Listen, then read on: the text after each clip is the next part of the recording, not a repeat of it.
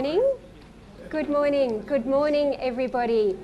A very, very warm welcome to everyone here in the room today. Welcome, welcome.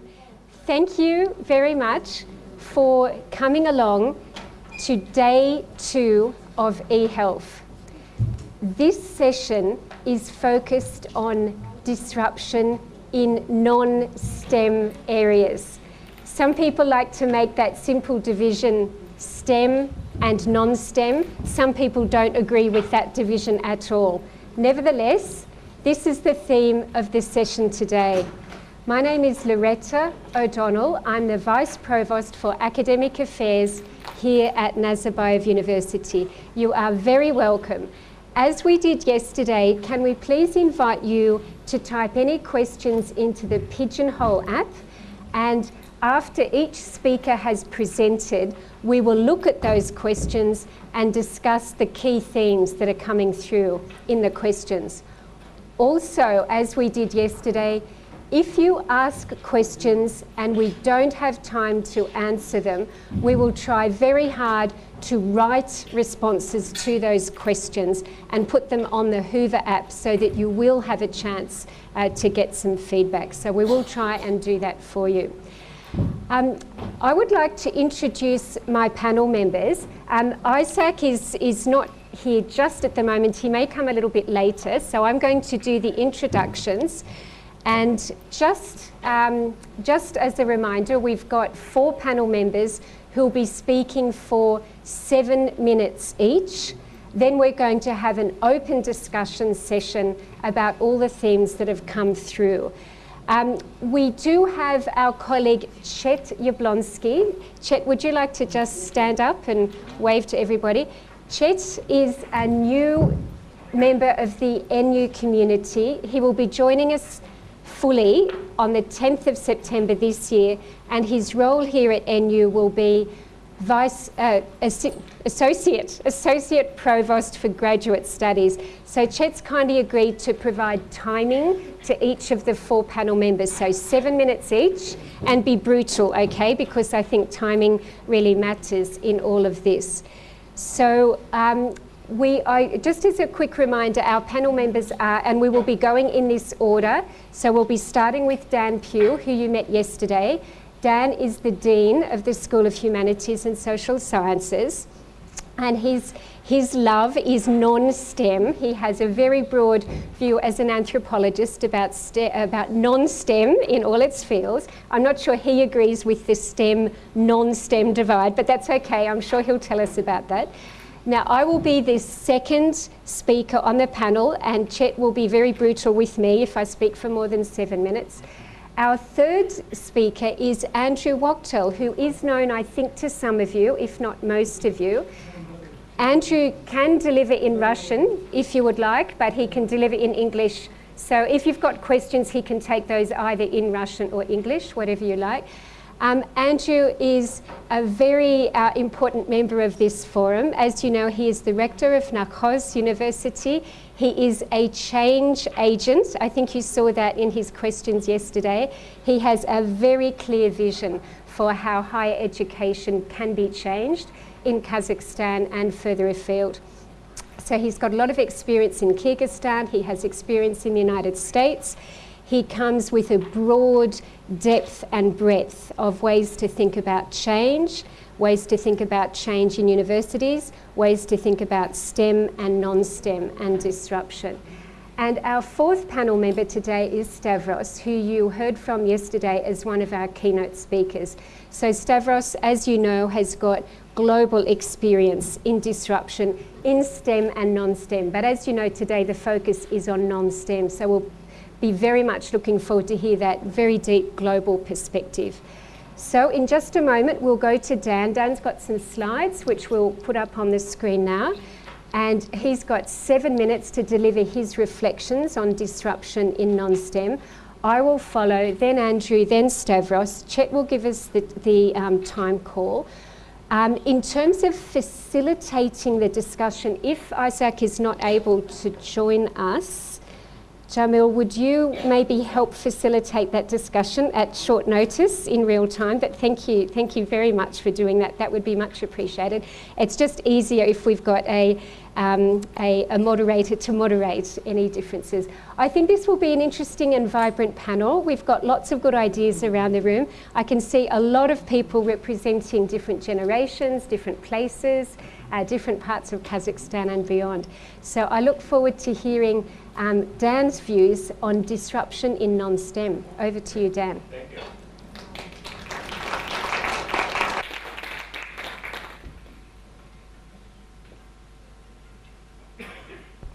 Okay, can you hear me in the translation booth okay?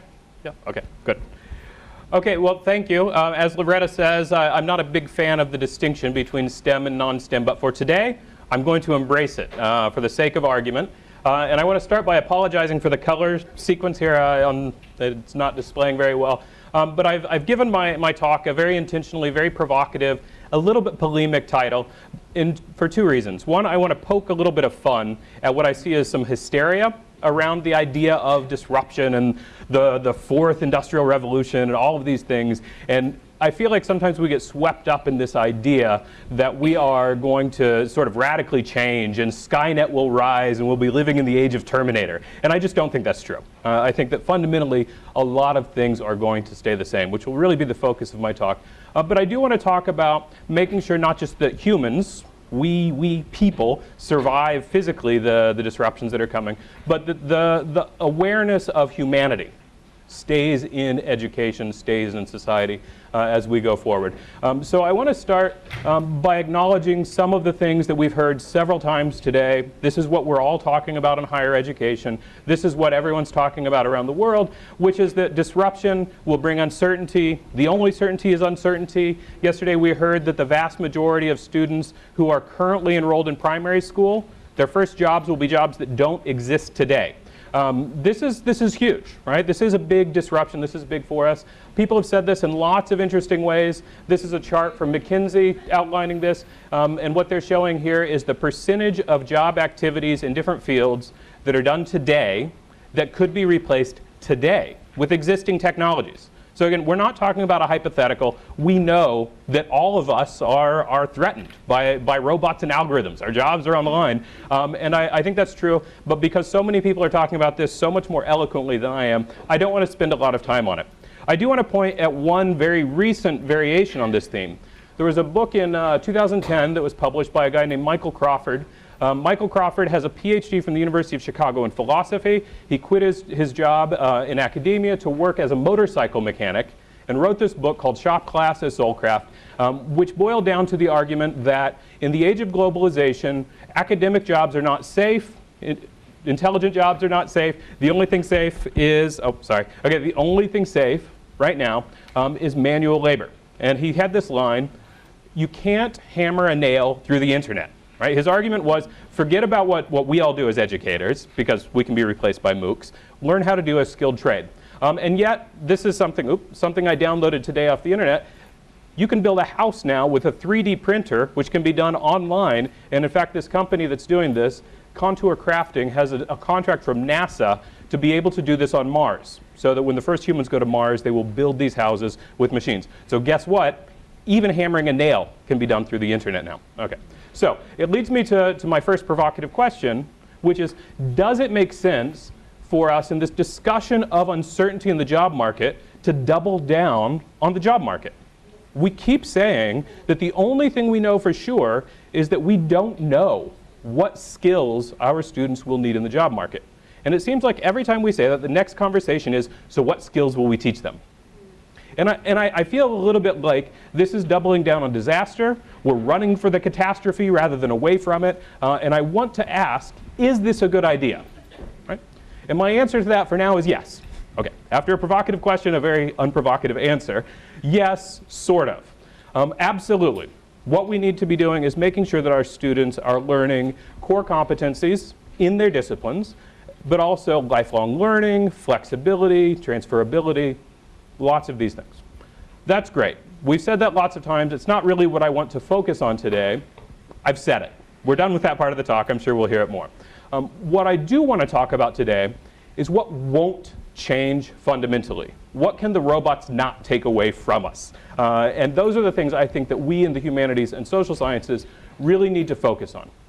And what it boils down for me is that universities are not content providers. Right? We're not Facebook. We're not Amazon. We need to understand our role as much more than handing things to students. We're leaders. Right? We do train students for jobs. If our students don't get jobs, we fail. Absolutely. But we're leaders of industry, leaders of society, and leaders of scholarship. Something that won't change is humans. Maybe I'm wrong. Maybe Skynet will rise and humans will be destroyed, as in one of my favorite movies, The Terminator, in which case none of this matters. Assuming that humans survive, we need to give students the ability to live as humans. Right? The disruptions that will come in technology are not fundamentally technological, they are fundamentally social. Students will have to understand what it means to be human relative to each other, relative to machines, relative to themselves. Students will have to understand, thank you, what it means to be Kazakh relative to other ethnicities, to be international, to be multilingual.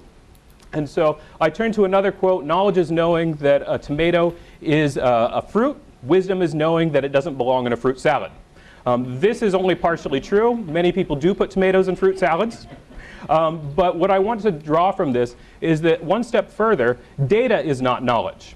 So with all the data in the world, we have to exercise expertise. So our role is as experts in many, many ways. And so what I know I'm short on time, so I won't belabor this point, but I want to say that as universities, we need to re-engage our role as not content providers, but as experts. So we are the people who can understand how to present content to students. We can understand what is and is not good information. We can understand what we need. Thank you. I've got 30 seconds. And so I've seen some models of future education that suggest that we can do the equivalent of stacking books in the atrium and letting students loose on them.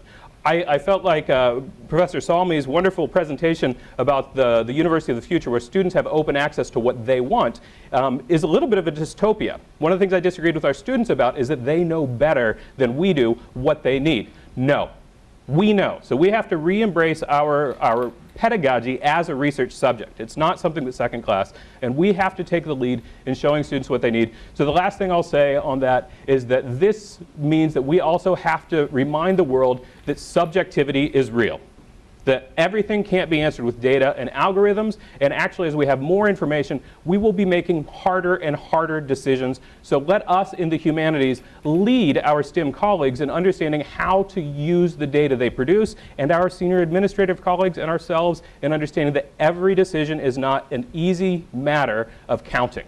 Right? We have to still make hard decisions, probably more than ever. I apologize for running over. Thank you.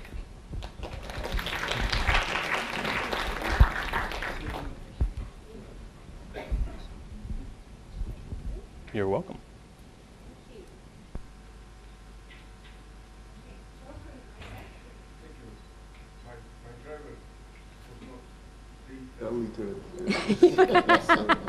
So yes, there's lots of disruptions in the transport industry, and your driver is one of them, clearly. Okay, thank you. We'll go on now to my talk as the second in this series of 4 short presentations. So what I would like to do is actually agree with my colleague, Dan Pugh. I agree, I think, with everything, which is unusual. We don't always agree on things. Can you hear me in the translation booth? Yeah, you can hear me? Okay. Okay, good, thank you. I do agree with him because what he's saying is something quite profound about the role of the professional educator within a university environment.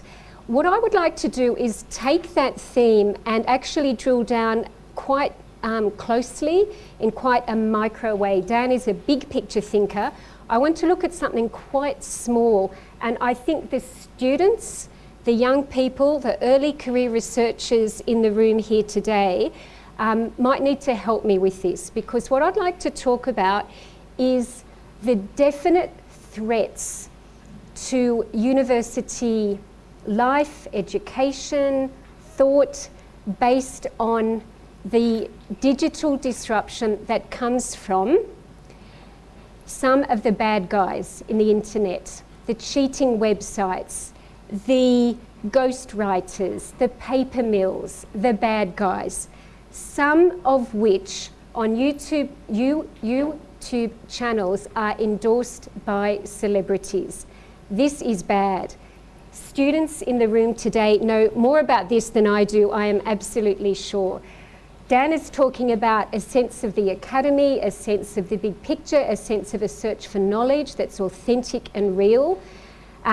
Digital work can help with that. Digital disruption can be bad. Of course, it's not all bad, but it's certainly not all good. Our job as university administrators is to try as much as we can to create an integrity ecosystem within the university. Certainly it's important in Kazakhstan, it's important all over the world, that everything we do within the university is legitimate, it's authentic, it's based on data, it's defensible. There's a form of logic, there are rules of the game. We need to be clear about the rules and we need to follow the rules. Some of the digital disruptors don't know the rules, don't care about the rules, and certainly don't follow them. And they're making money from that ambiguity. Okay, so in terms of digital disruption, I see some strengths, and that is clear training, clear expectations, and creating a virtuous cycle within a university or universities. And peer pressure, the good guys can help the good guys to behave properly. In terms of weaknesses, I know, because I sit on the panels that dismiss the small number of students that we do dismiss every year for cheating, they will always say the reason they cheat is time pressure, so they will go to the bad guys on the internet and get help.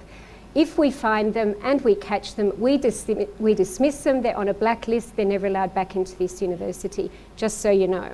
We take this very seriously. So there's lots of opportunities though, and I want to talk about those, but the threats are real and we need to work together to understand the threats and then to make the threats less threatening to all of us, because it's a cancer on academic life. Okay, just a few good things. I think digital disruption can be extremely positive in terms of teaching. I want to mention just one or two today. All of you in this room will have your own wonderful examples.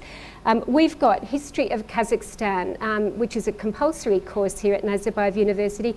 We've got students doing great things in that, professors doing great things in that. I'll just show one or two pictures in just a moment. We've got colleagues creating Kazakh language electronic textbooks. Brilliant, using digital disruption in ways that we couldn't have imagined even 10 years ago. And also we as a university subscribe to one of the standard text matching services, which uses artificial intelligence for authenticity checks. So we happen to use Turnitin. There are many on the market, I know. And there's lots of platforms that can help provide feedback in terms of copy editing, substantive editing and so on, although I think they need to be used with a great deal of caution. So I mention this because this is one of our History of Kazakhstan initiatives, which is being conducted by professors in collaboration with our Innovative Learning Hub. They're doing terrific videos. It's going to be broadcast quality. It's great. Digital tools can be terrific in the right hands, with the right people, with the right values. So this is all a work in progress. As soon as this is finished, we'll make these openly available. We've got some great work that's being done in the non-STEM areas in History of Kazakhstan and beyond, using digital tools brilliantly, using archives very creatively. This is great, and we should never forget the tools can be wonderful. In terms of Kazakh language, the electronic textbook that's being developed by our Kazakh language people in collaboration with our colleagues will be made available. It will be interactive. It takes a long time to design it properly. I think it will be a really useful adjunct to the teaching of Kazakh language.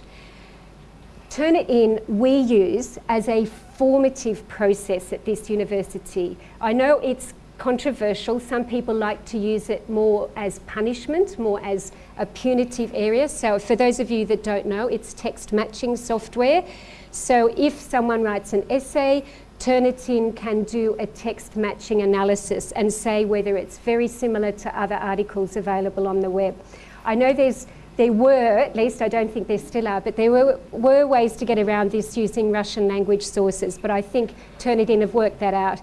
They're also developing artificial intelligence measures to check a range of other ways to make sure that the individual author is the person that they say they are, using a whole range of tools. So they're working on that. But the technology, as good as it is, will never be smarter than all the students out there that want to take shortcuts. So this is a threat.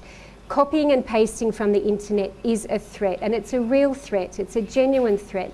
If we catch people, we dismiss them. We do that. We do that very relentlessly, because that's our job.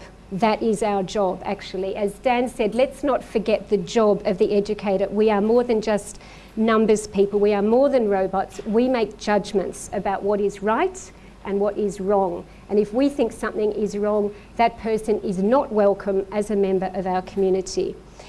There's other editorial services. I've never used this. This is not an advertisement. I know some people in this room might have used this, but this is a very broad international platform where if you have a major document that needs editing, this platform will outsource that to native English speakers around the world. It started in Japan, apparently, for Japanese academics who wanted to publish papers in English. I don't know if it's good or not. I'd be happy to get the feedback. But it looks like a clever platform. It's certainly a clever business model, but they say they use proper academic integrity measures, and we need to, am I out of time? Oh, okay. We need to verify that with them. So they do a lot of things, but whatever is used in terms of these platforms must be acknowledged, must be acknowledged. We can never use an editor and not say we have used an editor. That is wrong. So just to summarise then, in the world of non-STEM, digital tools are very disruptive and potentially very dangerous. They're certainly powerful. We like to think that, generally speaking, they can be formative in terms of text matching software like Turnitin. The threats are real, but the opportunities are for more creativity, more cognitive complexity, and in fact, if we use these tools properly, better and stronger academic integrity. Thank you.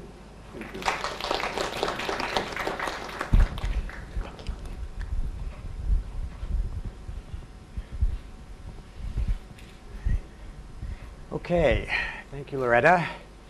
Being a Luddite, I have no slides. So I want to talk about something a little bit different than what my colleagues have talked about, which doesn't mean I necessarily disagree with them, but I just don't want to talk about that. If we're going to talk about disruption, one thing I certainly do agree, if we're going to end up all being replaced by robots, I don't care, because there's nothing for me to talk about, so I'm not going to talk about that. But let's talk about what actually happens today and what we can do that we couldn't do. So let's first of all, I tell my students, life is about putting things in boxes. So we make a box. Usually a box is good if it has some definition. So STEM is sort of a box. Non-STEM is certainly a bad box because too many things fit in the box. So okay, fine. But let's assume for the moment that we think there's such a box called non-STEM. But non-STEM runs from an incredibly wide range of fields, and some of them have been changed much more than others. So essentially what has happened in the last few years, maybe 10, any field that could be turned into a quasi-STEM field has been turned into a quasi-STEM field, right? So any field where it becomes relatively easy to collect quantifiable data, there's an incredible tendency to push that field towards STEM. So if you're a sociologist and you don't collect endless amounts of data and stuff it through some kind of R or PPSS, you're not a sociologist anymore. You're not an anthropologist anymore, because anything else is just fuzzy, right? So this is a problem, because what it means is the STEM people, whoever they are, this dangerous group that wants to STEMize everything, because if you STEMize it, you can convince funding agencies and sometimes university administrators that you should get more money. And of course, that's the game that we play. And especially people who do research, who want things that they can quantify. I'm talking to our friends here who are involved in research, right? Those people want to STEMize everything they possibly can. So then you are stemgatized or stigmatized. So if you don't do that, if you can't do that, if you don't want to do that, or if you're in a field where data is not so easily quantifiable. So those fields become, quotes, the real non-STEM fields, either because quantifying the data is so complicated and so difficult that it's just not worth the effort, or really the data isn't quantifiable, like if you're analyzing poetry. Poetry, actually, you can. Let's say novels, which becomes significantly harder, even though there are projects to do that. So that's the first problem. And then the second problem is, OK, so that's on the research side. If we ask, so disruption has happened in all areas where it could happen easily, relatively easily. On the teaching side, yes, OK, Loretta has shown us these various kinds of nice electronic textbooks and things. But to me, that's actually not very interesting.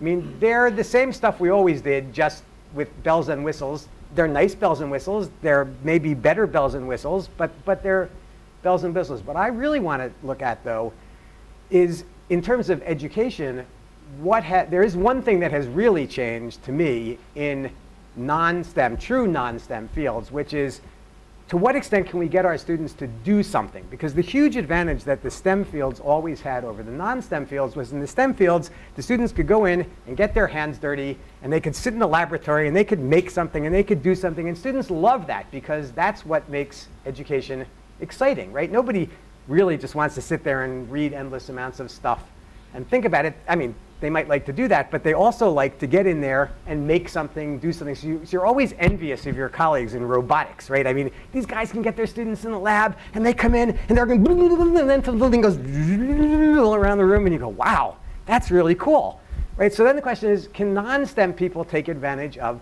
that? And the answer is yes, and that's what has become really interesting. So for example, we have this ridiculous history of Kazakhstan course too. OK, fine. We have to do history of Kazakhstan. Whatever. Again, I don't believe in such courses, but whatever. We have it as a requirement. So then I go, all right, I don't care whether the students learn a bunch of facts about the history of Kazakhstan. I don't even care if they learn a bunch of concepts about the history of Kazakhstan. But then I think about, well, what can I make them do? Can a student actually become a historian, right? Not just read stuff about history. And the answer is yes. So we came up with an assignment for our students next year that they will all have to do, where they will have to go and do research on what happened the day I was born. So they have to go into an actual archive, probably virtual on the web, but they actually have to go and do it, right? They can't just say, oh, we just read some stuff about history. We got this beautiful electronic textbook. Everything is great. No, they have to go and be a historian, the same way that a robotics person has to go do robotics. That's a huge change. That's something we could never have done before, because it was just too inconvenient to make them go to the National Library and dig all this garbage out of some paper files. But now on the web, they can actually do that. So that's an incredible change. And I think all of us who teach non-STEM fields need to think about, and you can already see it, why do students want to take film courses but not literature courses? Because we don't make them write literature, but we let them make films. And they love to make films. And then we can teach them all this other stuff that goes around that. So the more we can make people do things, and that's become massively cheaper. So now every student with a camera, you don't have to have some expensive video thing. You have a regular cell phone. You can go and take videos, right? So you can become a video producer. That's incredibly important. Then you can get them interested in the history of film and the theory of film. But it's backwards through doing something. That's where the real disruption, in a very positive way, is in our fields. I also want to say 2 words about Turnitin. Turnitin is for lazy people. I'm sorry. If you are teaching properly with your students and working properly with your students, and I said it on the first day of this conference, and I'll say it again, Plato is the only person who ever knew how to teach anybody. You sit with a group of people, a small group of people, you work with that group of people. If you work with them, you know whether it was their ideas or they stole it from somebody else. And if you don't know that, you're not teaching your students. So especially at a university with this kind of resources, you should ban Turnitin. You should make your faculty members work closely enough with their students that they know what they're doing. Forget about that kind of a tool. The last thing I want to say, a friend of mine said it, but I'll steal it from him. What we in the humanities, the true non-STEM fields, do is totally useless, so therefore it has to be interesting. Thank you.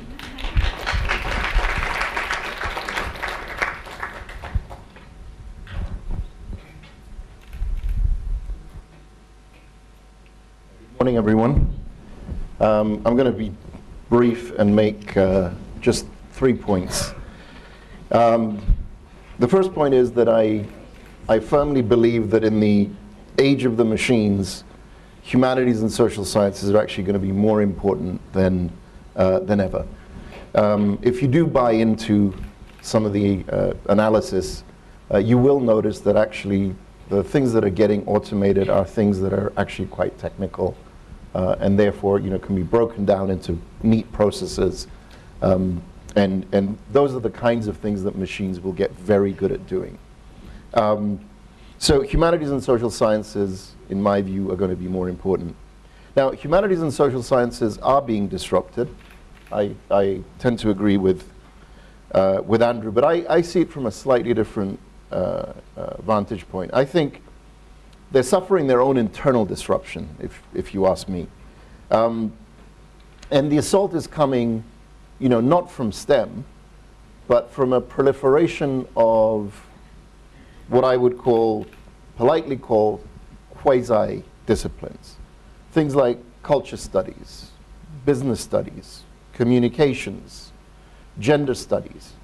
Now, these are potentially interesting areas of exploration, but I don't consider them to be foundational in terms of knowledge. Fareed Zakaria, the CNN commentator, journalist, wrote a very interesting book a couple of years in defense of a liberal education. And he was analyzing the impact of the emphasis on STEM in the United States, on what was happening in colleges around the US. And he said, look, you don't have an excess of students in liberal arts, traditional liberal arts colleges. What you do have is, so they're not losing people to STEM. They're losing people to these other quasi-disciplines that promise to be more marketable in the business world. So you go and study business studies because you think it's going to be easier for you to get a job. You go and study communications because, again, you think it's going to be easier for you to get a job. You're not actually going from liberal arts into STEM. You're going from liberal arts into these other disciplines. Now, for me, these are not, again, foundational areas of knowledge. These are potentially areas where it may be interesting to do further study later, master's, maybe PhD. So my call actually is for the humanities to face up to this disruption and really go back to basics. Try to reverse the fragmentation that's happening across the academy of dividing into various sub-disciplines. And I would put forward 3 core areas where I think the humanities ought to focus on, at least at the what I call the foundational levels of knowledge, which is a good undergraduate education. So philosophy is one, with an emphasis on ethics. And I think to sort of echo Andrew, you can do some really interesting stuff there in terms of actually making your students think about ethical issues. You can do interesting classroom experiments in terms of how they might make certain decisions, and get them to think very deeply about these ethical dilemmas that we are often confronted with, and have no way very often of trying to reason through some of these decisions. History, I think, is very important, but not history the way that it's been taught. I'm with Andrew on this. I have a slight issue with what I call the nationalization of history. Where we try and each identity group, each tribe, each ethnicity is trying to appropriate a history for itself. I mean, I understand the pressures in a young nation like Kazakhstan, why you might want to do this, but we're seeing it in other parts of the world, rear its ugly head again, and in the form of nationalism, and I think we need to push back. I think what's interesting about history is the history of ideas. Ideas are what drive the world, and ideas don't have borders. So I think we should be teaching the history of ideas, and with a particular emphasis on the ideas that fueled the Enlightenment. And then the final area that I would like to make a plug for is literature, or I would say maybe the arts more broadly. So literature, theater, film, why not? the way that we tell stories to ourselves. Again, stories are very foundational for human beings. We began the process of education by telling each other stories. And again, what makes a good story? What makes it compelling? Why do some stories resonate more than others? You know, these are all interesting areas of exploration, interesting areas that I think we all as humans need to be able to understand. I know I've left out things like economics and some of the more social sciences. Again, those are important too, particularly in trying to understand why it's so hard to manage larger and larger groupings. Human society is complicated. And so you probably need a grounding in those two. And I love your idea, Andrew, of actually getting people to do things. I think that learning by doing has always been very effective. And I'll end with that. Thank you.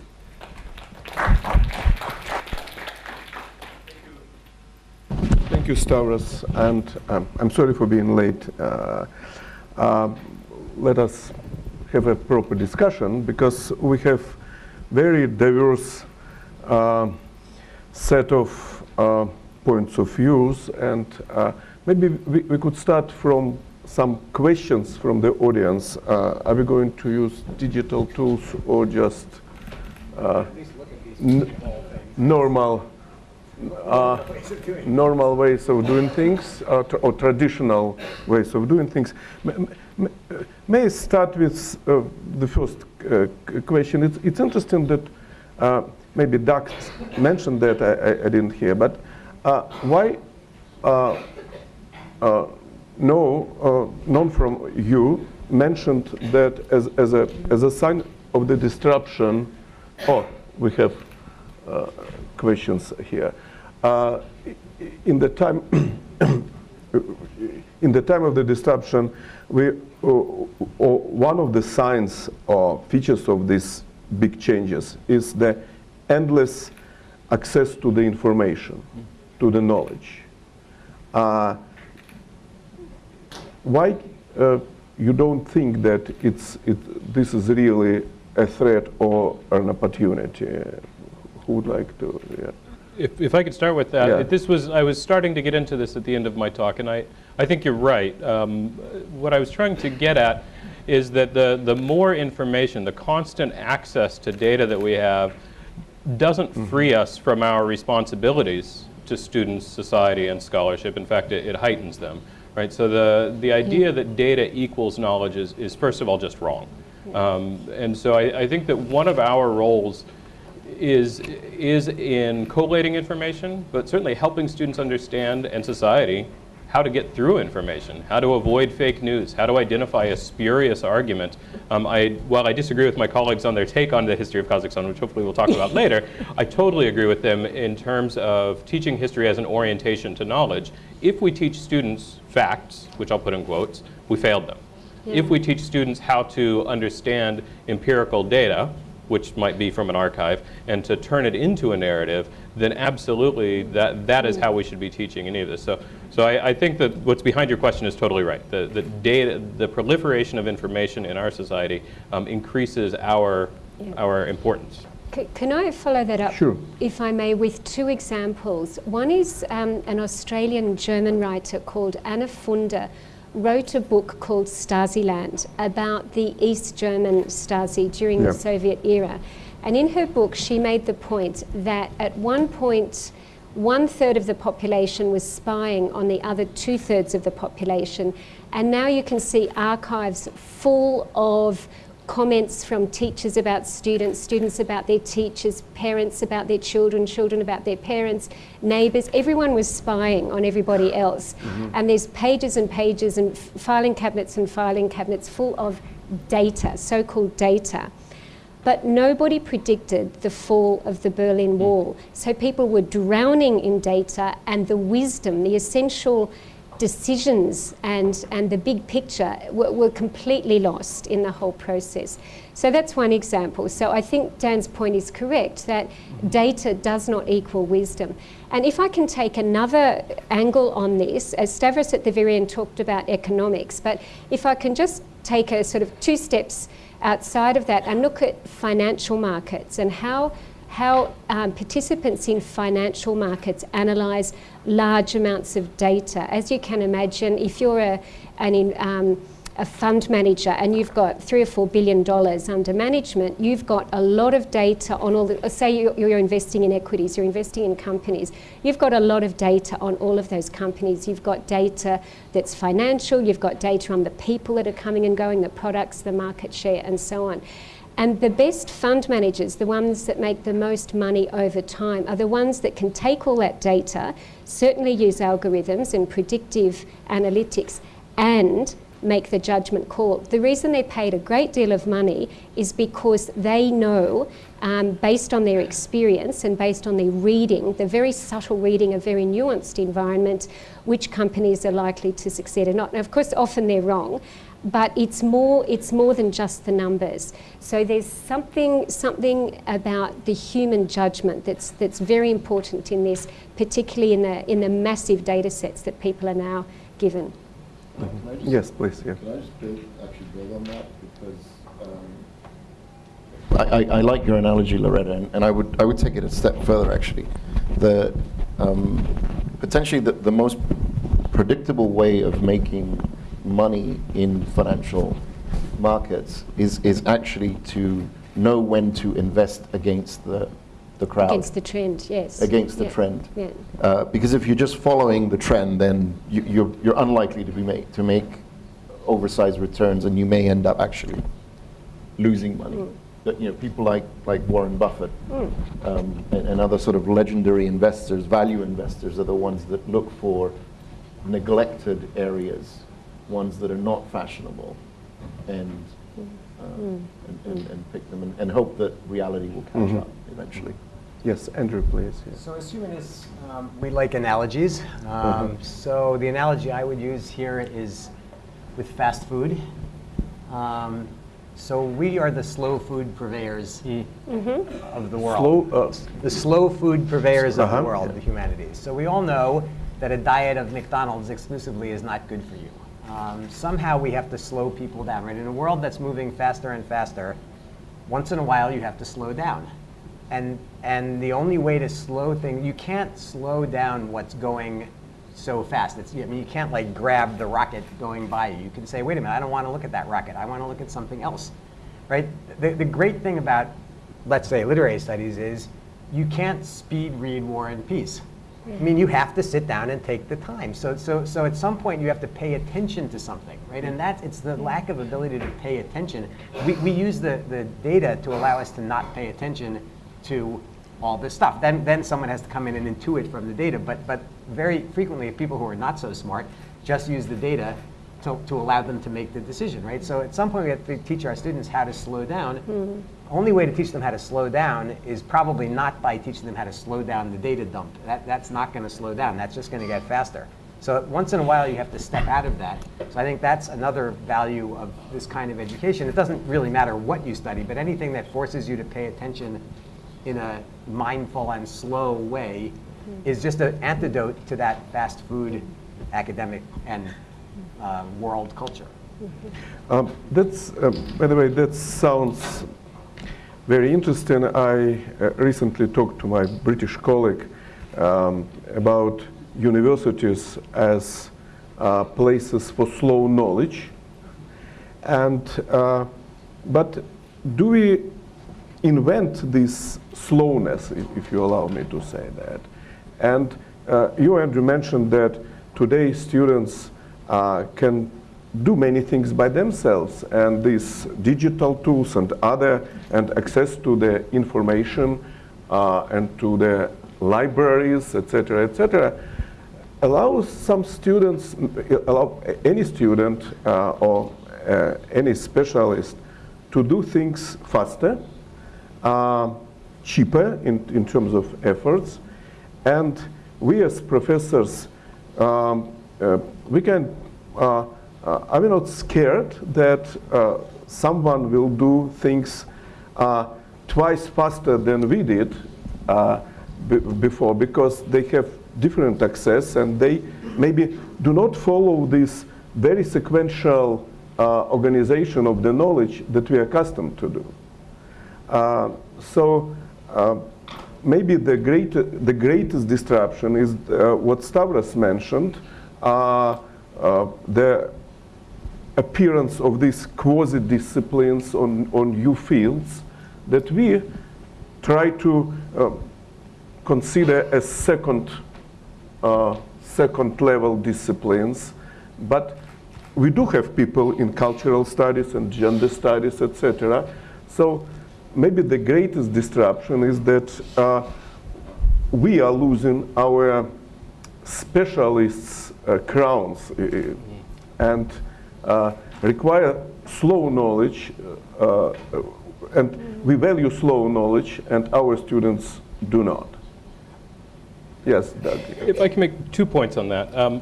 First, on the idea of slowing down, it's important, if for no other reason, again, orientation to knowledge, helping students and ourselves to understand why we do what we do.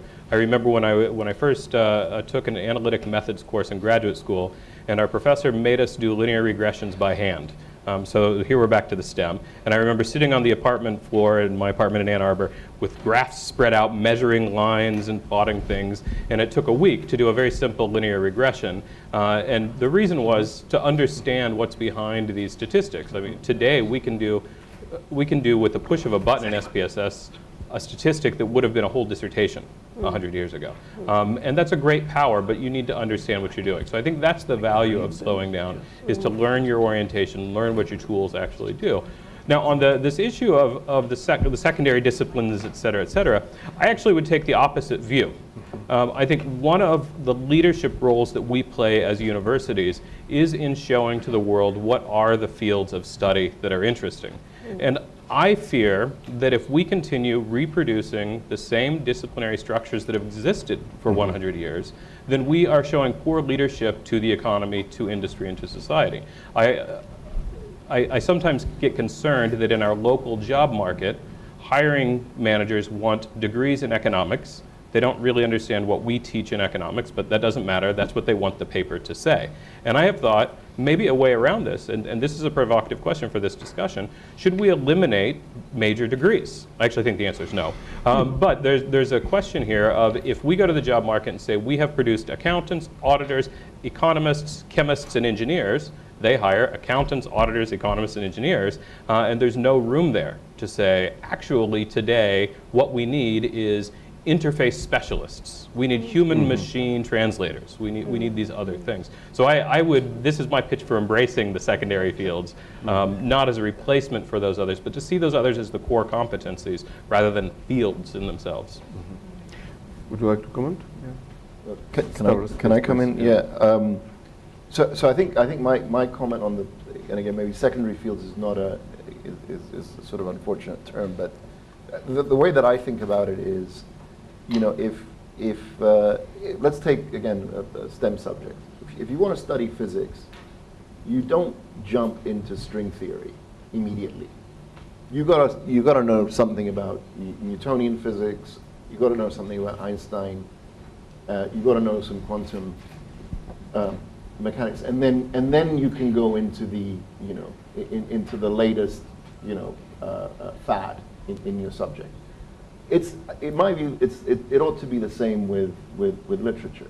You need to understand something about the canon of whatever literary area you're studying before you then jump into, well, now let's look at it from the lens of gender relations or the lens of oppression, say.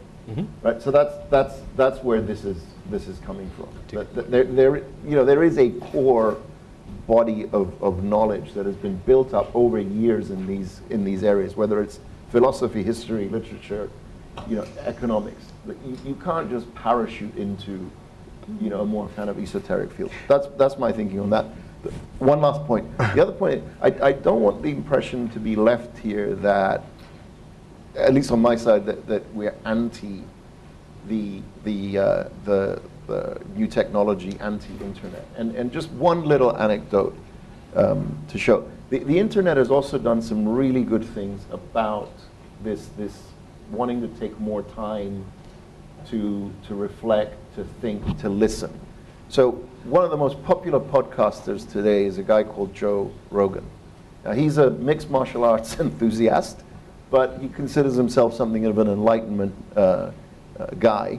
And he has 3-hour-long conversations with authors, thinkers, and just interesting people. 3-hour-long conversations. He has a bigger audience than any program on CNN or MSNBC. Another guy is Sam Harris. He has 2-hour-long conversations. Again, he's got an audience that other, the more mainstream media channels would kill for.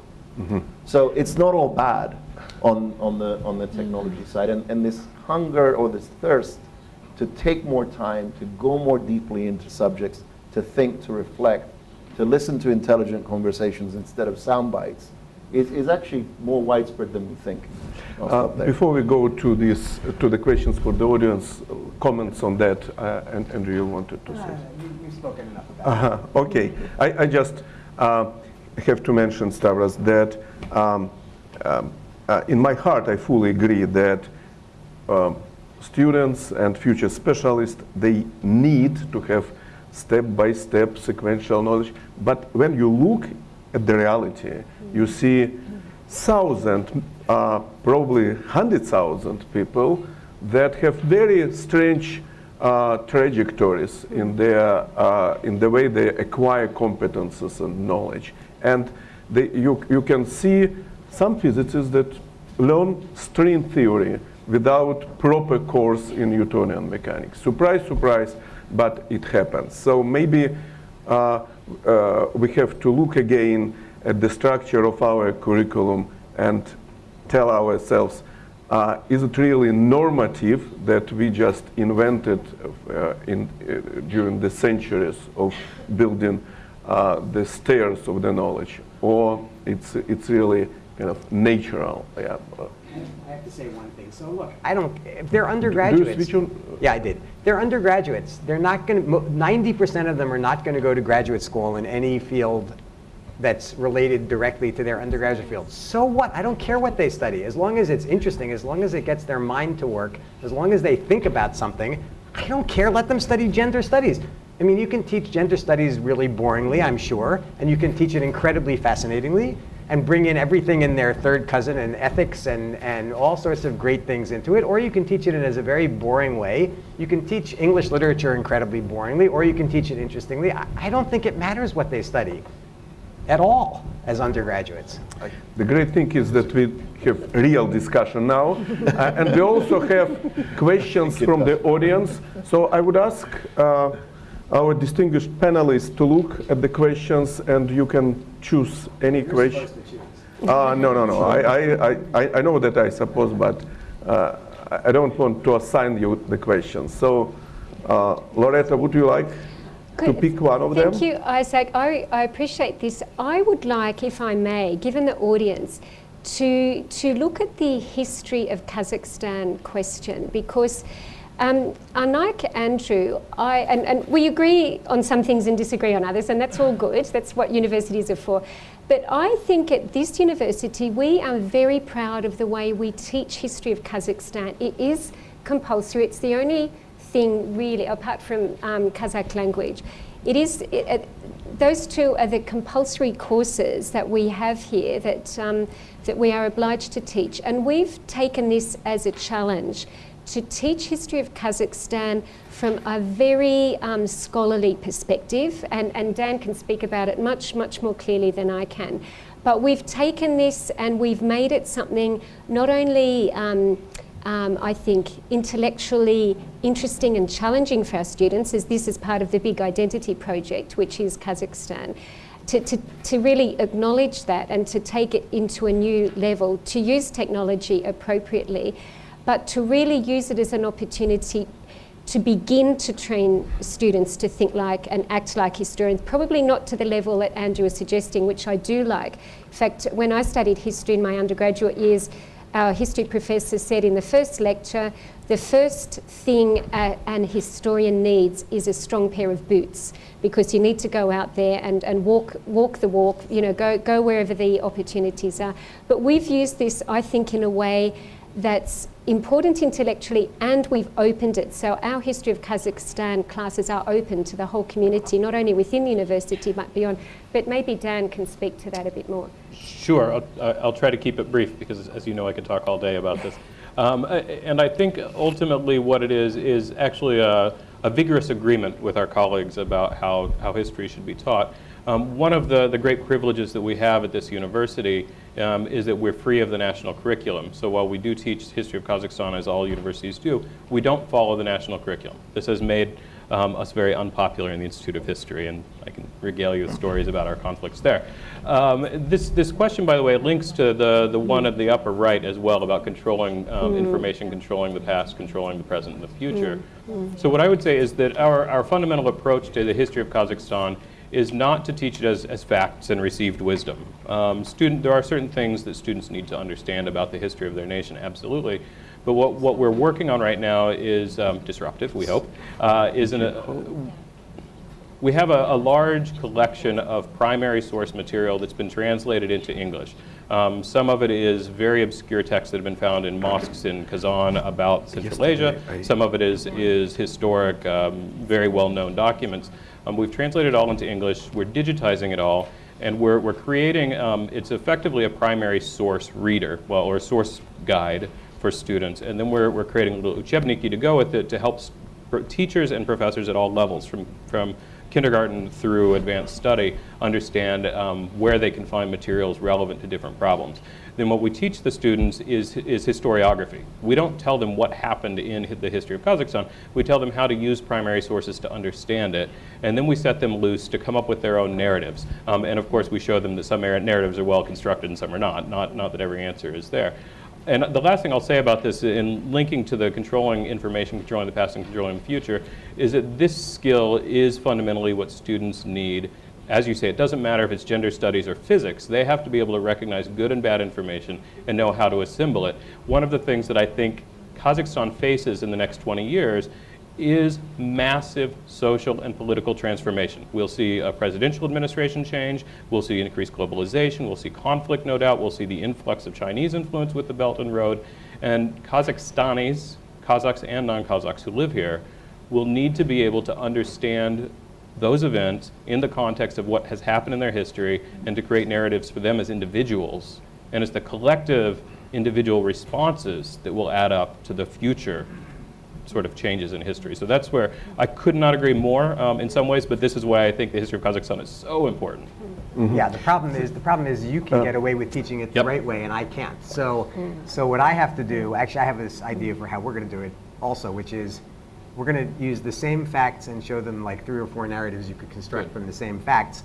And then at the end of the course, I'm going to give them a little booklet like the driver's compendium and say, now you're going to go and take the exam, which has nothing to do with what we taught you all semester. Memorize the stupid book, go in and take the exam, and then you'll see the difference between mythology and history. Yep. And that's the history course. Well, and I hope that this is something we can. The ministry will probably kill me, but.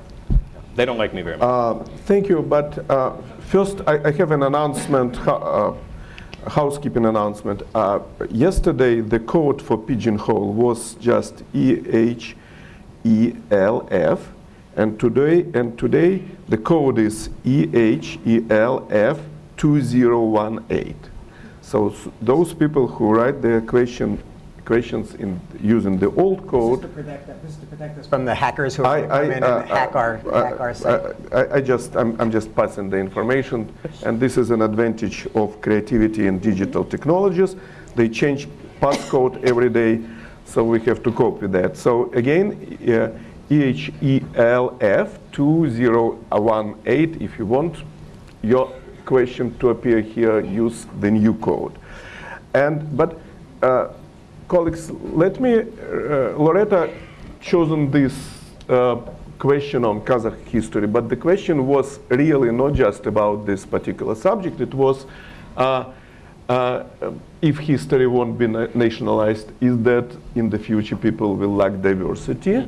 So, in fact, the question, I see the question is deeper. Mm-hmm. Should we include subjects or issues that really affect identities, cultural values, etc.? So, it's really a question about values and disciplines. So maybe we can come later to that. And also we have a microphone, and if anyone from the audience would like to ask a question or make a comment, just raise your hand. But I don't see, yeah, I see the hand. If I can just pick up on the diversity question. I mean, so the way that I think about it is, look, diversity and tribalism are actually quite, they're an intrinsic part of the human condition. We like to form smaller groupings. It's our natural tendency is to diversify. So I don't think that, that will go away. And for me, the role of a university and the role of an education, of course, ought to be to acknowledge that, because it's a fact of the human condition. But I see, and this is what history is. I'm not a historian, but it's a passion and something that I do in my spare time is read a lot of history. And I've become increasingly convinced that the role of history, if one can ascribe a role to a discipline, is to also try to emphasize the things that unite us as human beings. Because again, without trying to over-dramatize things, we are moving in the direction of a global civilization. Arguably, we have a global civilization today. And if we're going to confront the challenges that this global civilization is facing, whether it's in ecology, whether it's, how do we, what do we do about the fact that we now possess the means to destroy our civilization? It's been the case for at least 70 years, but that's, in historical terms, that's nothing. And all of these challenges are going to require a global solution. They're going to require us to work together. And I don't think that we're going to succeed in working together if we're all, trying to emphasize how different we are from everybody else. And again, the however well-intentioned, national narratives of history are, eventually, and in the wrong hands, they will boil down to an us versus them narrative. Good guys versus bad guys. I'm Greek, I know. We invented history. You invented global history. And national history. I think that's true, but I think, again, taking the perspective that I think we have all agreed is useful in studying history, you also learn that national identity is created. No nation has sprung forth from the earth eternal and complete and unchanging, regardless of what any national history wants to tell us. And I realize that might not be a popular position with everyone outside of this room. But I think when you take that position, you approach this kind of culture conflict, because we are different now. It is true that there are actual cultural boundaries. You start to understand where they came from and the fact that they do and can and have changed. The next step is to ensure students understand that that doesn't make them meaningless. Just because things are constructed doesn't make them uninteresting. But I totally take your point, but this is for me, again, why teaching history and anthropology, I'm an anthropologist, so of course I'm going to soapbox a little. It's so important that students understand that our identity is the product of historical decisions. We're in agreement. Thank you. So obviously we see from this local and small question on one discipline, we see another side of the disruption, really the tension between universal and local, between homogeneous set of values and ideas and very diverse. In fact, I personally observing the growth of interest to the Russian history and Russian culture in the Russian universities. And also we see the not just revival, but very strong interest to study Chinese philosophy and Chinese culture in Chinese, even very international universities. I think that it could be even maybe more significant, not disruption, but factor that will change the global landscape of non-STEM disciplines in the future. But let us come to other questions. And again, oh yes, please. Colleague there Yeah. wants to. Hello, Could you introduce yourself? Yes. hello, I'm Chip Sukoski. I'm the provost at the University of Buffalo, and I hate to bring us down from a very intellectual conversation to practicalities, but I'm interested in the feeling of this group on slow learning, and if that's the role of the university in the humanities courses that we teach, how does that then lead to sort of mass education, education of large numbers of people? The rest of the world is speeding up. If we stay slow or slow down, our cost will go up, and even the state won't be able to support all of the education that's needed because of the difference in productivity of a university relative to the outside world. And I'd just be curious if the panelists have any thoughts on that concept. Thanks, Charles. Who would like to take this? Yeah. So Stavros and I talked about this yesterday. In his opening speech at the conference, he talked about the sort of speeding up of the number of people needing higher education and everybody jumping on the bandwagon of more and more and more higher education. I'm fairly convinced that that trend is going to end. I mean, I can be relatively quick, but basically my attitude is we made a deal which allowed the universities to expand enormously on the grounds that we were going to provide people with useful skills, not on the grounds that we were going to provide them with education. They didn't care about education. I mean, we smuggled in education through the back door, but they cared about useful skills. As we get more and more jobs that university graduates do that will be robotified, which certainly will happen, and yes, other jobs will come to replace them perhaps, but I'm unconvinced that they will come in the same quantities. I think we're going to stop having people feel that universities are providing them with useful skills, because they're not providing. I mean, if you can't improve your salary by going to university, then most people are not going to go to universities, because that's why they go. They don't go there in order to get education. So the question is, is this endless growth of universities in the new world of robotification going to continue? And I think the answer is no. I don't think universities are going to continue to expand endlessly, and 50% and 60% and 70% of the population are going to get higher education. I think we'll start teaching the kinds of things that are useful in schools, and then they won't need higher education, at least not in the standard sense. And the only people who will need higher education are the ones who actually want education. And that's what universities do. I think universities will go back to doing what they used to do, which is providing education, and that this huge massification bubble will, in fact, burst. Thanks. Just a piece of information.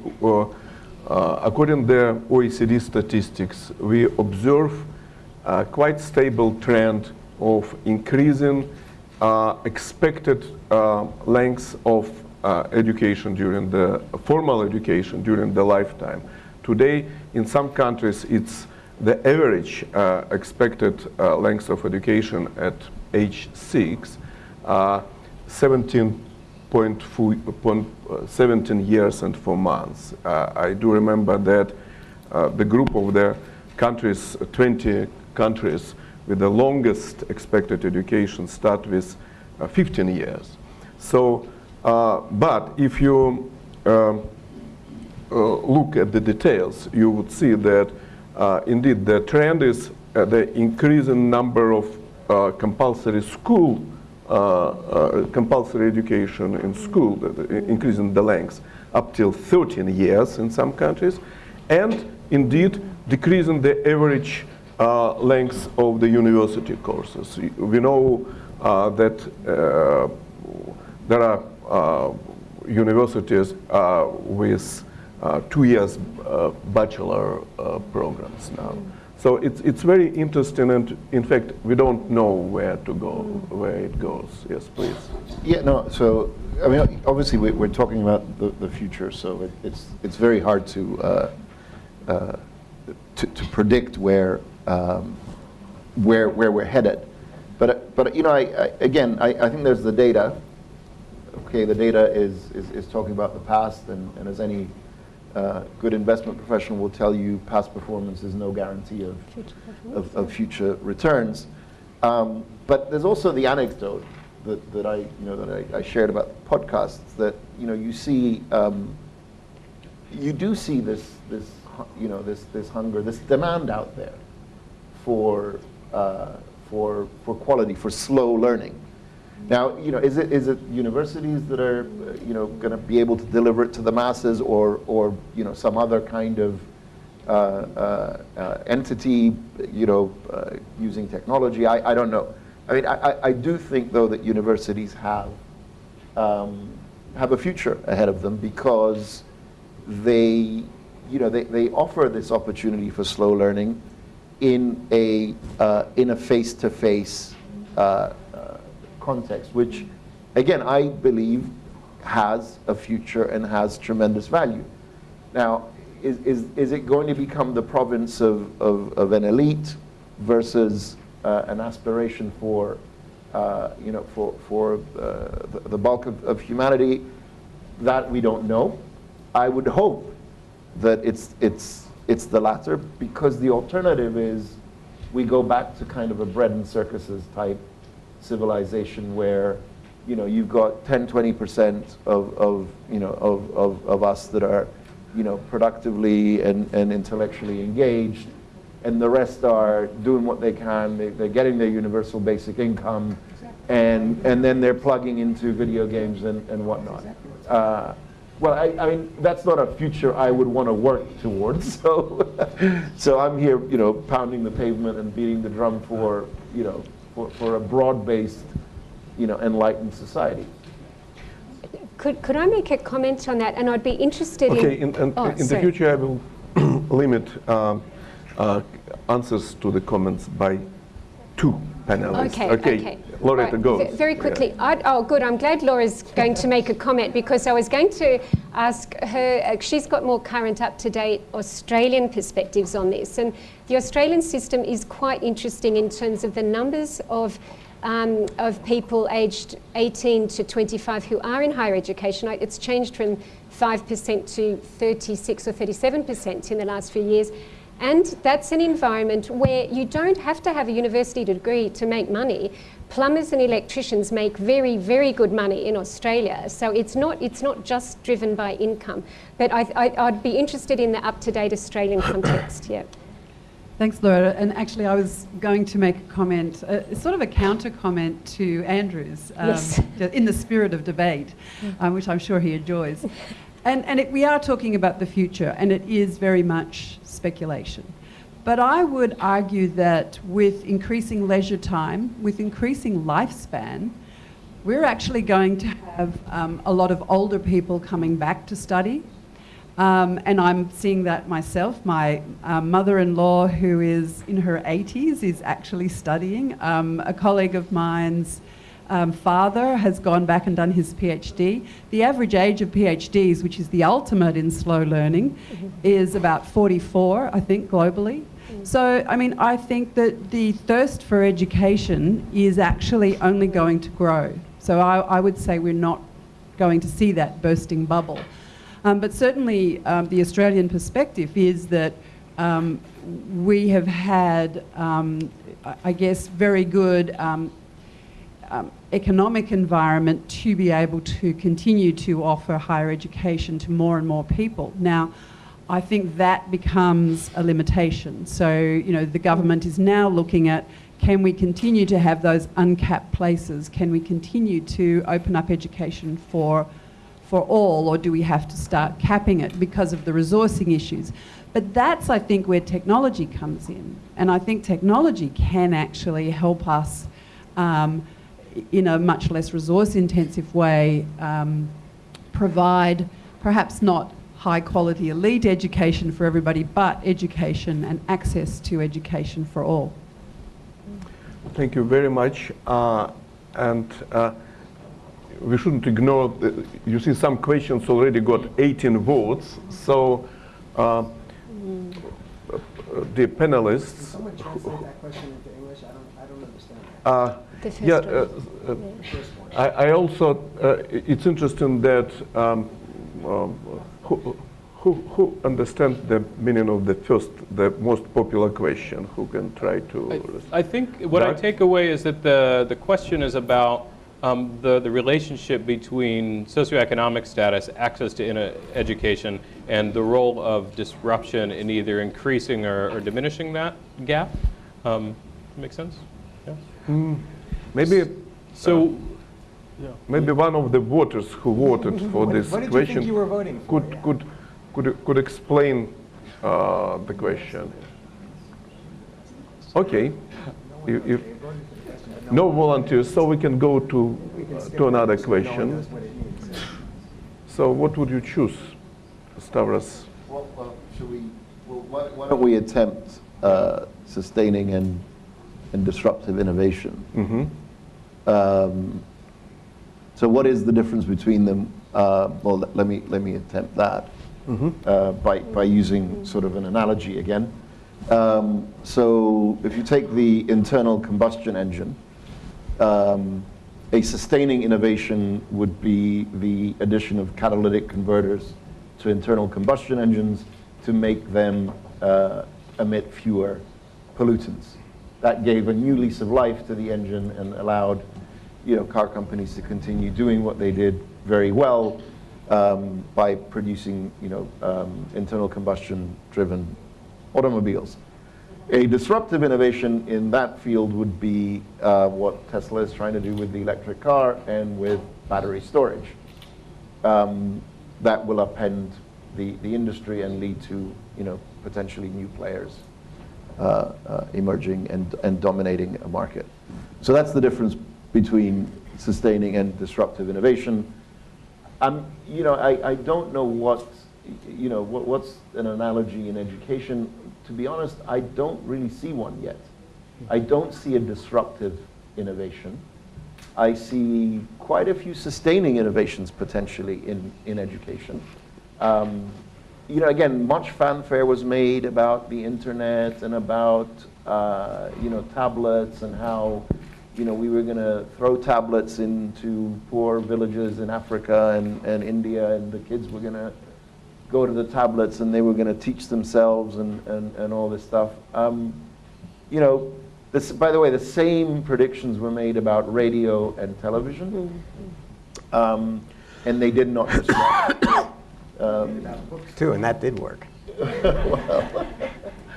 Books democratized. They helped the education model spread. They didn't disrupt it in the sense. They just made it available to more people. So, it is possible, again, that the internet and all these technologies will help expand the remit of education. I don't see major transformations to the model. But again, when talking about the future, one needs to be very careful, especially when you're listening to so-called experts. They're usually the last people to know when something is gonna change. There's a joke that says, what's the difference between a comedy and a tragedy? And the comedy is when you're walking down the street and fall into a hole, and a tragedy is when I do. Right? So that's the same thing with disruption and sustaining is when my university gets better because of it, and disruption is when my university gets worse. Gets worse. Right? That's the difference in definition. Yes, please. Yeah. I can speak. First question. I didn't write it, but maybe it speaks to the question of. Could you speak in the mic? Into the mic, yeah. Sorry. For the interpreters, yeah. Okay. Can you hear me now? Yes, yes. No, I don't think they do, actually. Possibly it speaks to the idea of that the disruption in education splits along elitist lines. So the disrupted people, the people on the other side, get to have the the digital version of education, whereas the elitist side get to have the face-to-face, the slow learning piece. So I read that. This is Donald Craig's book, who talked about disruption in education. And he basically concludes, wrongly in many cases, but I think he may be right on this one, that it reinforces that split. So maybe the question is getting at that. Well, so if I can address this again, I think the when we talk about sustaining and disruptive innovation, again, it's a matter of scale. You talk about Tesla. Ultimately, Teslas are automobiles that are moving people around on the same streets and roads. And what I think that gives us is much the same as the theme of what I was trying to get across in my talk, which is there are things that we don't want to disrupt, right? That we have an infrastructure, we have the need for move from point A to point B, so people are using now a more energy efficient means to do that.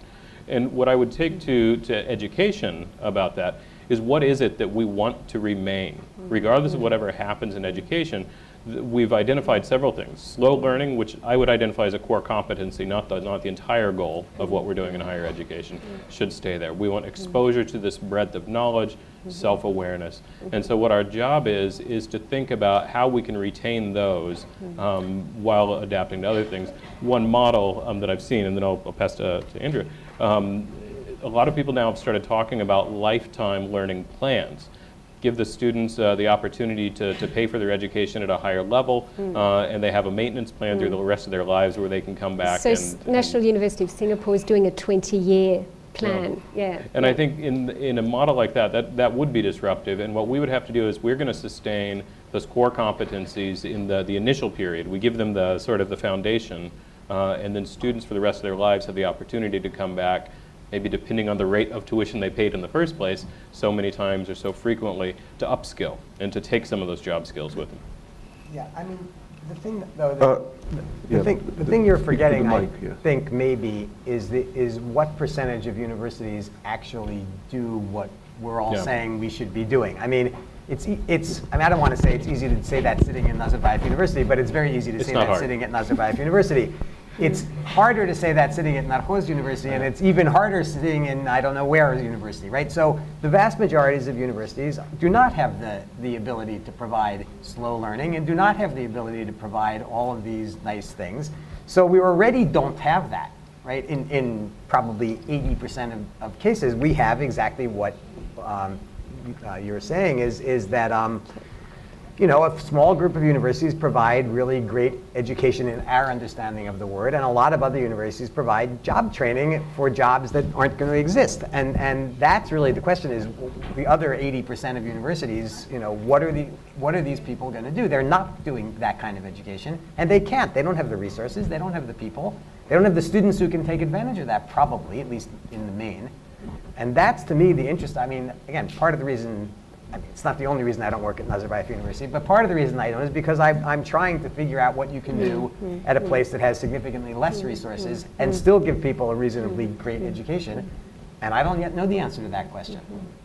Well, maybe we're back to Chip's question, and some of this is about providing these resources in the, not my favorite platforms, but the MOOC platforms, et cetera. I mean, but I don't think that's the. I don't think that's. I don't think it's the whole answer, but one of the ways we can show leadership to the information consuming community is by providing resources. Instead of turning up our nose and saying, that's for the kids, we can. But, yeah, thanks. I guess that we could interpret the question now of how these innovations, disruptive, we call them disruptive because they disrupt the traditional way of doing things, how they affect very basic question of an equal access to higher education and the resolution of issue of the growing gap, et cetera, et cetera. Maybe, what do you think?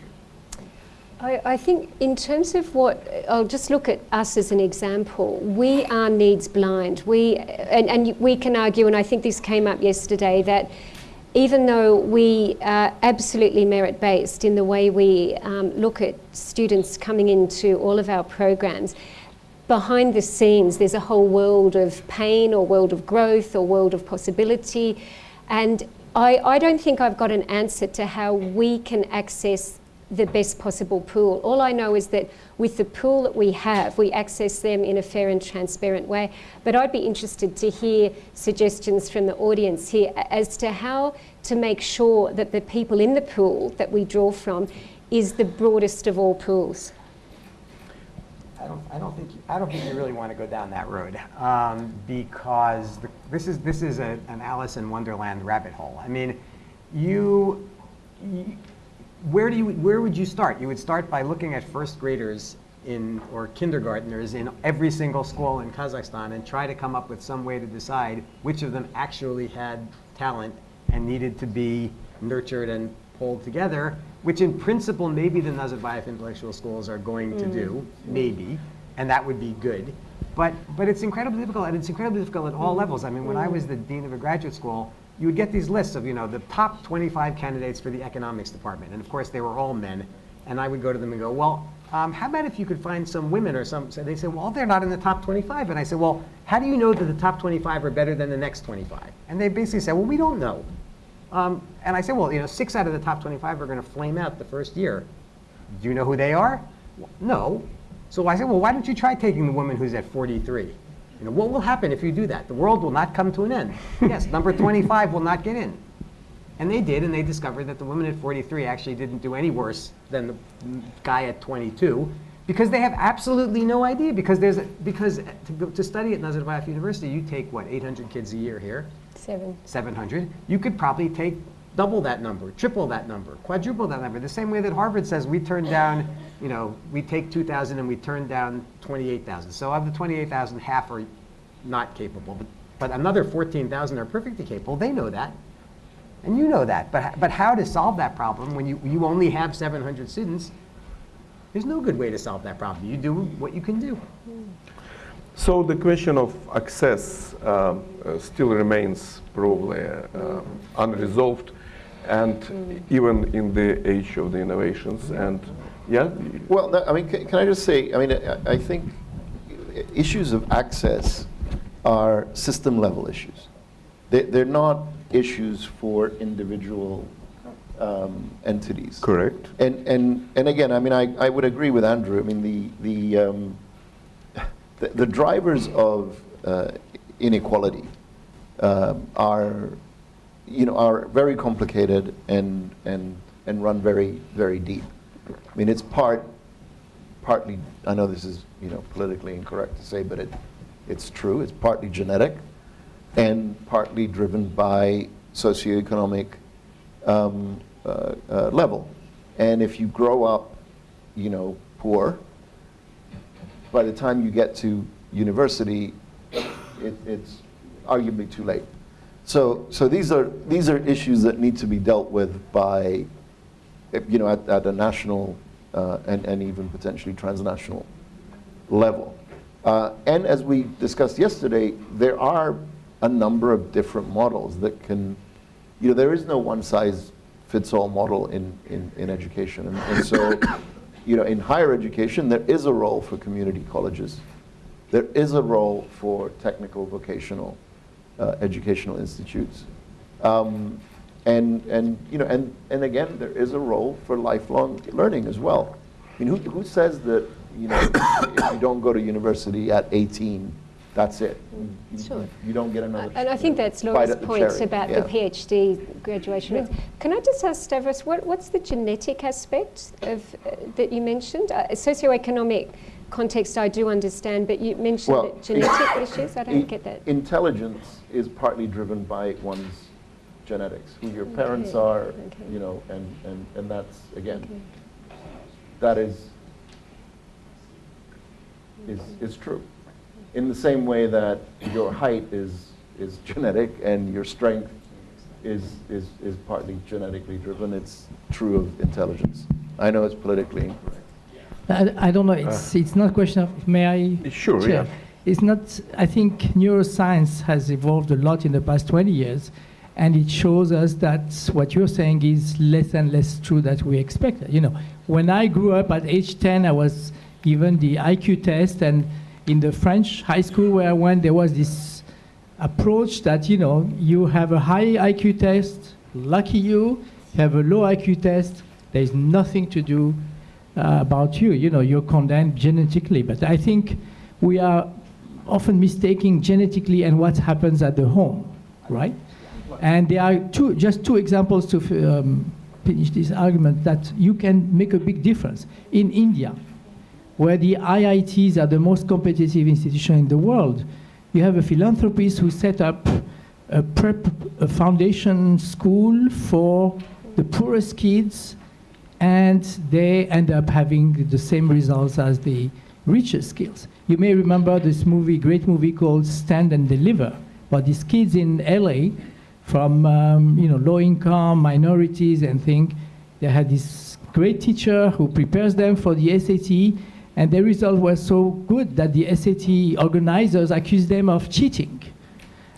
So I think we have to be very careful about this nature versus culture or nurture dichotomy. Mm-hmm.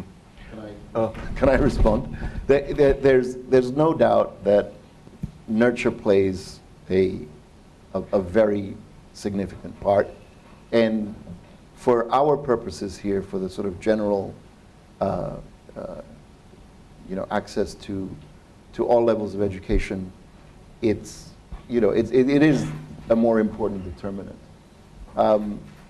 But again, the broader point is we should not be expecting everyone to succeed in the same way or to have one pathway to success. I mean, I'll leave it there. Yeah, but let's assume that we are talking, and I would take Andrew's example of Harvard, and what we see now, by the way, in many countries, we did complete a study of affirmative actions in different countries, and what we found that in most countries, students with the same school living results, let's say in Kazakhstan it's ENT, in the States it's SAT, etc., etc. They could have same scores, but the probability of them getting into the high prestige universities, including Nazarbayev probably, depends very much on the social and economic status of the families. And so we are not talking about the equal access for everyone, but if you are talking about meritocratic access, and we have quite a large group of very strong students, and we see that we don't have sufficient capacity of the system to accommodate them. And that's why this question probably got becoming the most popular. And our disruptive innovation do not respond to that. Doug, you want to comment? I just want to make the point that it's not just access, it's also retention. We see the data out of the US show that first-generation university students, regardless of their school leaving scores, et cetera, they feel social pressures, they feel alienation, they don't know the script in certain ways. My graduate institution, the University of Michigan, recently was making some headlines because a group of first-generation, low-income graduate students have put together the unofficial handbook to being a student at the University of Michigan. And it's kind of tongue-in-cheek and snarky about the culture of wealth and eliteness at a university like this. But now the university is institutionalizing it. So they're using what's actually not a very disruptive technology, which is PDF documents. Okay. But simply the note that we disruption.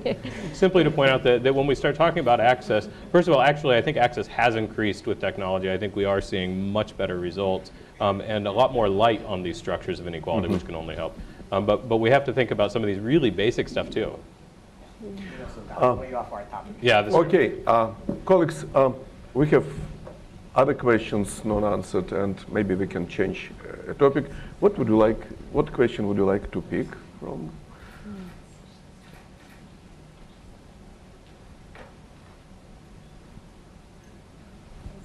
Well, let's try to keep to our topic. So. By the way, Andrew, you have the question, a personal question, as Stavros, yeah.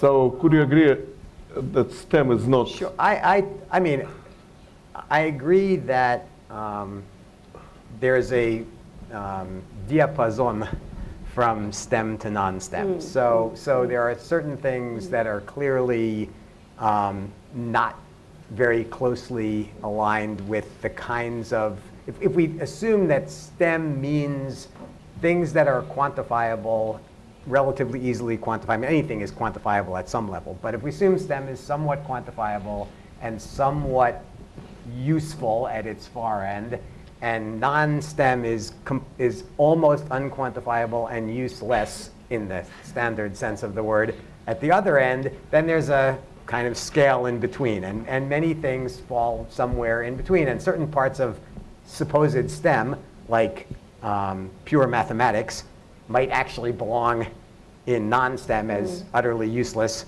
and fully abstract. I mean, in a good sense of the word, utterly useless, and abstract and not quantifiable. Right? So there's, even inside things, people don't know where stuff belongs. I mean, the question is, with all generic classifications, is the genre useful? Does it actually make a distinction we care about?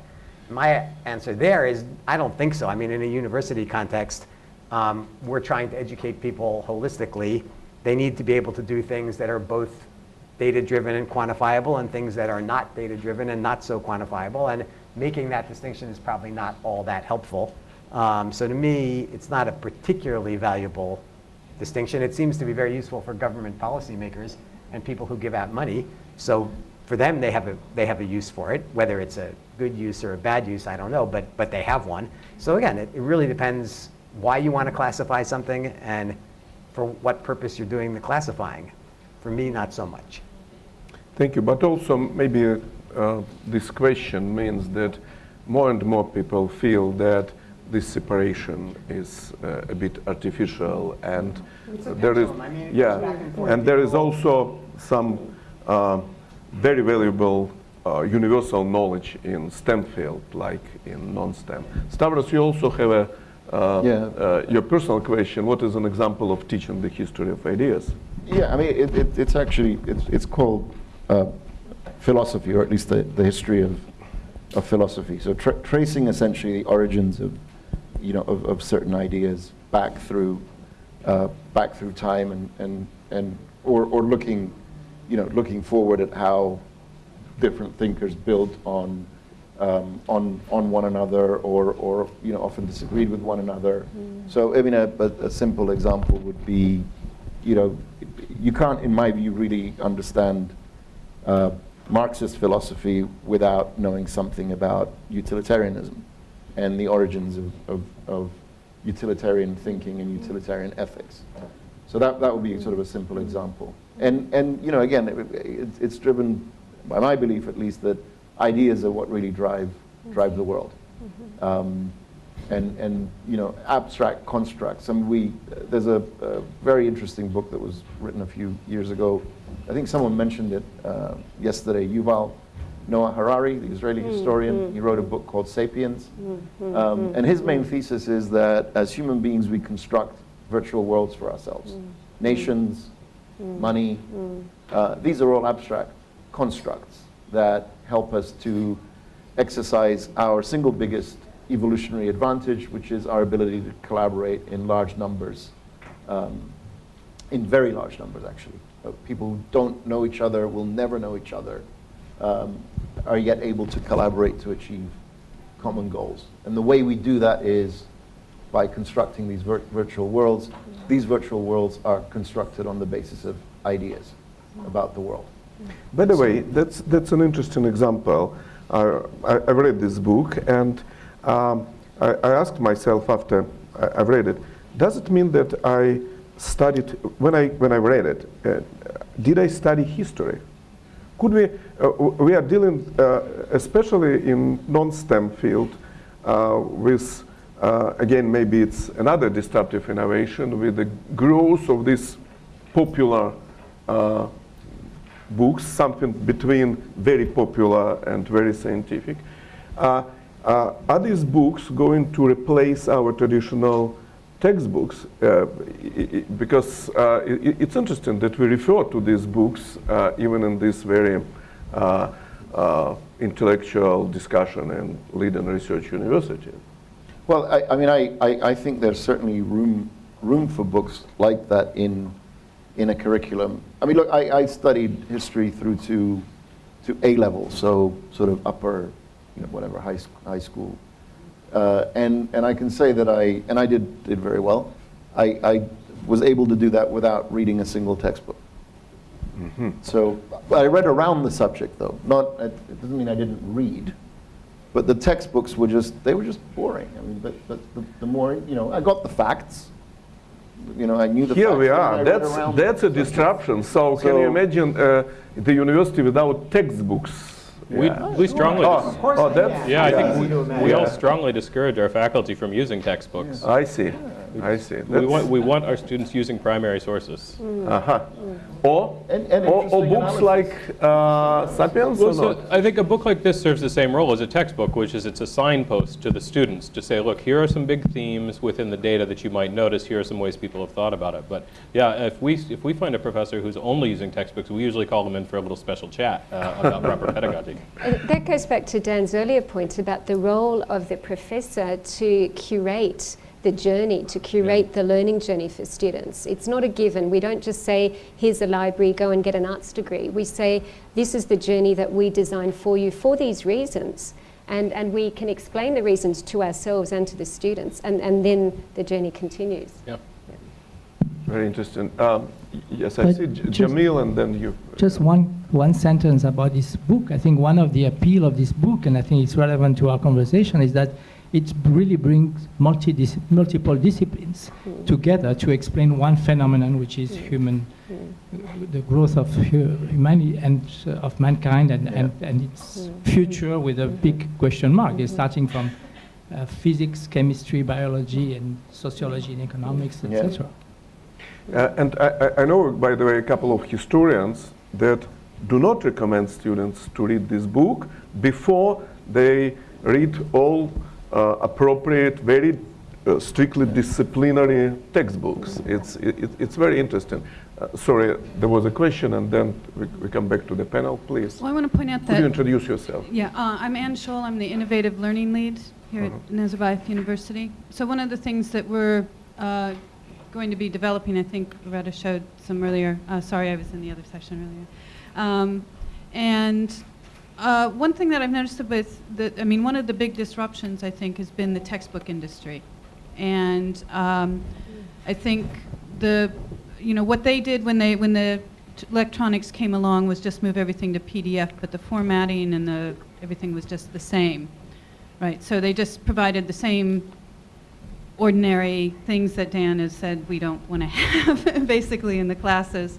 And I think one of the nice things about the new technology, which has come up with these new interactive, multimedia, multi-touch textbooks, is that you can view them not so much as textbooks, but the faculty can put them together, and then you can put together all of many course elements to curate, a journey between content, analysis, assessments, formative thinking, and everything into the book. They become more curriculum aggregators, if you will, rather than just what we think of as a textbook. So it'll be interesting to see. I mean, we see this in the textbook industry. They start charging more and more for textbooks because people are buying fewer and fewer of them. So they try to do, what the cable companies have done. Here, we'll give you more channels and charge you more, but never mind that you don't really want any of these extras. So they try to sell a whole curriculum package, which nobody, and Dan would certainly have a conversation with people if they were buying the curriculum packages, I'm sure. But anyway, I want to talk about maybe there's disruption in how we put together our courses and how we curate that, and whether or not the publishers are actually dealing with that very well, and whether or not we're dealing with that very well, and how can we account for creating a faculty workload that lets them create these really nice aggregators rather than textbooks. Thank you. Andrew, please come on. Probably part of the problem is that most faculty members are people who, when they were confronted with somebody's curated version of their course, told the professor to go to hell. Right? So that's the definition of a faculty member, is you got there and they said, well, here's this nice organized course. However it was organized. And you said, screw that. I want a different, I'm going to make my own. Right? And the problem is, how do you get more of your students to be like that? Well, that's the dream of all faculty members, is to create clones of themselves, right? To sort of do the same thing. But certainly, not the same thing, but we do ideally want our students to not accept whatever it is we give them. And the question of how we get them to realize that, yes, on the one hand, we know better than they do, which I totally agree, you know, what they need. But on the other hand, when they get to the point when they say, okay, now go away, we need to know when to go away. And that's a very strange balance, right? And I think the more you get these fancy, beautiful, it becomes even harder in some sense for the student to say, go to hell, because there's so many more. I mean, you still never think on your own, right? There's still all these pathways were chosen one. Yes, you put them back together in a different kind of way, like a Rubik's Cube. But to be a real student, you want someone to have just throw the Rubik's Cube away and be the trapeze walker, sorry, I have to mix metaphors, walking across with no net, right? That's what you really want from your students. And the question is, do these kinds of textbooks and better textbooks make that more possible for the students? And less, I don't think we've done the research on that to actually know whether it leads to more students becoming more independent, or it leads to more students becoming independent in a different kind of way. We don't know the answer to that question. Could you use mic? I'm sorry, could you use mic? Yeah, I think the best of these, I mean, most of the time when we see these, people are taking on, I'm going to say, the less sort of things built with, say, Adobe Illustrator or, you know, InDesign or something. But the best of them have student interactivity, where the students add to the book. You know, you can put in widgets where the students are adding to it, sharing with each other, and things like this. So I think the technology is there to do exactly what you're talking about. There we go. Okay. So, yeah, so I think what we do is sometimes, again, I think we're in a transitional phase where most of the time we're still trying to replicate with a few additions, right? We're just modifying the traditional, like with the car example, adding a little bit to make it more feasible to go. But the latest technology is where the students can put something into the textbook. You know, there are widgets available and things like that where they can add to the textbooks. And again, if the faculty has sufficient ability to do that or sufficient tech support to do that, you can end up with the students having individualized textbooks that they walk away from the class with. And again, so I think the technology to deal with what you're already doing there is already there. It's just a matter of, are we accessing it? Or are we still looking to do what people are most comfortable with because it's what they know, right? The PDF, just an enhanced PDF version. Can I suggest that the problem of creating students who are independent enough to actually question us in a meaningful way, right? So I agree with Andrew. My dream is the student who says, you're wrong, this is why, and it turns out that the student is right. We have the students who say you're wrong and they're just full of hot air. This is the lowest technology issue that we face, because this is about what are our goals in teaching the students. What are the core learning outcomes? And if your core learning outcome is that the student should memorize a bunch of names and dates, that's all they're going to do. If your core learning outcome is that they will learn an orientation to knowledge that involves discovery, asking questions, critical inquiry, and then analysis of that, this is where I go back and say it doesn't matter if a student is studying chemistry or literature or business. They should be learning the same things. And I think this is what you meant earlier, Andrew, when you said you don't care what discipline students study, they have to learn stuff. And so back to Anne's point about the textbooks, these are really great tools, but they're completely useless if our instructors start from the position of, I just want the students to memorize 6 great battles and 17 kings from history. We have to give them an idea of how to interrogate that. So this is all very low tech at the end of the day. No tech. No tech, zero tech. Socrates knew how to do it. I agree with you on Socrates. He wasn't easily emulsified, however. Loretta, you also have a personal question, so it's which one? On the left. How do we fight the threats we mentioned, like ghostwriters and cheating websites? I think we need your help is the first comment I would make. And I would say there's probably 2 complementary ways. One is fighting technology with technology, using sophisticated tools such as Turnitin. I disagree with Andrew on it, and I agree with the comment that says Turnitin is not stupid. I think Turnitin can be clever if we use it properly as a teaching tool for students. So we have different views, and that is fine. So I think we can fight technology with technology, but our students collectively, not just here but around the world, will always be smarter than the technology because time is tight, money is tight, it's a high stakes game. So my other parallel process is to fight it with values, with peer pressure in a good way, to really agree as an academic community that there are no shortcuts.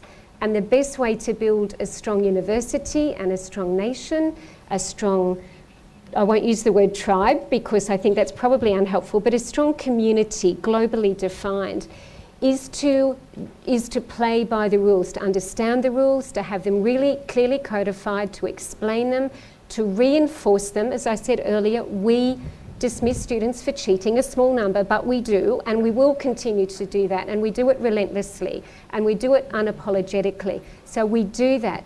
But the values come from the students. We have a wonderful colleague who was here yesterday, the rector of Kazgu University, Tolgat, and his university and our university co-host an academic integrity conference every year. And Tolgat says every year, and this actually I think comes back probably to some of your earlier points, is that the concept of integrity starts in the family. That he says that every year, and there's always a lot of agreement in the audiences. So we'll do what we can do to clarify values, to codify values, to reinforce values, but we need the peer pressure from other students, from families, and from communities to say, academic integrity makes us stronger. If we don't follow the rules of the game, it makes us weaker in every sense. So I think there's two methods, but I think the answers are actually with the students. It's not with us, it's with the students. We need to listen to students and hear from them and create an ecosystem which encourages integrity. Thank you very much. Colleagues, we have okay, last question, and then there will be a wrap-up comment. Yes, please. Уважаемый господин Исаак, спасибо за предоставленное слово. Мы представляем Киргизию. У меня вопросы связаны с историей Казахстана. Вот здесь говорилось о том, что история Казахстана слишком национализируется. В Киргизии та же самая картина, национализируется. Может быть, национализация нужна для первого этапа развития нашей истории. Это у меня первый вопрос. А второй вопрос немножко касается мозгового штурма у господина первого докладчика. Вы сказали, помидор – продукт, а мудрость состоит в том, чтобы сделать из него салат. Как это можно связать с обучением, с прорывами в образовании? Спасибо. Спасибо. Loretta, did you get the question about I the think so. history? Do you want to have a go and at Doug that? about the salad? The second question, I didn't get the second question exactly. It wasn't exactly a question. It was like, how does that connect to education? Yeah, how was your metaphor connects to it? Thank you. Понятно. Спасибо. Спасибо, понятно. Loretta, would you like to ask the first question on the nationalization of the history? Did you get it? Yeah, I think if I understand the question, it's, and really, yeah, if I interpret it, it's, do we need to understand the nationalisation of history as an interim process, as part of a transition phase, essentially? And I think the answer is yes. I think to reflect on some of the other comments made by the panel, in order to know where we are going, whoever we is, it's Kazakhstan, Central Asia, the human species, to know where we are going, it's useful to understand where we are coming from, because our identity is really important to us as individuals, as families, as institutions. So Orwell was right, and I think someone quoted Orwell's 1984 here in number 13. But we need to understand that, and I think what we are all saying in different ways is that we need to understand that not only emotionally or anecdotally, but we need to understand that in a scholarly way. So we can step back from the panorama of history and try and see the different influences that have shaped us and shaped who we are. I think this is true here in Kazakhstan. It's true in my home country of Australia. It's true everywhere. It doesn't make us necessarily more tribalistic or more judgmental of other people. If it's done well, it can make us more open and more tolerant and more like global citizens. We actually have global citizenship as one of our graduate attributes. So it's not done out of a sense of narrowness, but out of a sense of broadness. So this is who we are, this is where we've been, this is where we are going, and this is why. And it can illuminate that journey, I think, quite deeply if we do the design process well. But I'll leave Dan to talk about the tomato analogy. Yeah. I'll first just say that I agree with Loretta on national history. I spent a lot of my career teaching American and American Indian history, and I think the United States is long past the first stage in sort of claiming its nationhood.